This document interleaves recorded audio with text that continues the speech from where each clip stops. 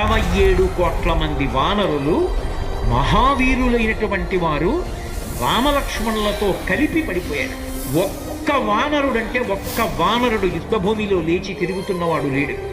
ఇంద్రజిత్ శక్తి తెలుసు కాబట్టి విభీషణుడు వెళ్ళిపోయాడు, దొరకలేదు.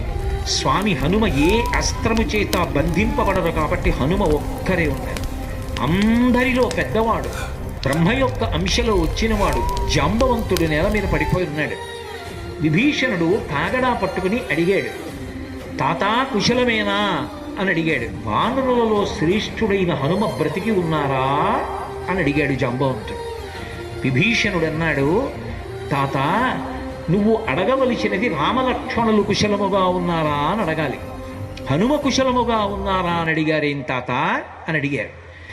మొత్తం వానరులు రామలక్ష్మణులతో కలిసి పడిపోయినా కూడా నష్టం లేదు. హనుమ ఒక్కరు బ్రతికి ఉంటే మళ్ళీ అందరూ బ్రతుకుతారు. అందరూ బ్రతికి ఉన్నా హనుమ ఒక్కరు పడిపోతే బ్రతికి ఉన్న వీళ్ళందరూ పడిపోతారు. అందుకే నేను హనుమ బ్రతికి ఉన్నారా అని అడుగుతున్నాను. వంగి జాంబవంతుడి పాదములు పట్టుకుని తాతా హనుమ నీ కుశలం అడుగుచున్నాడు, నమస్కరించుతున్నాడు అన్నారు.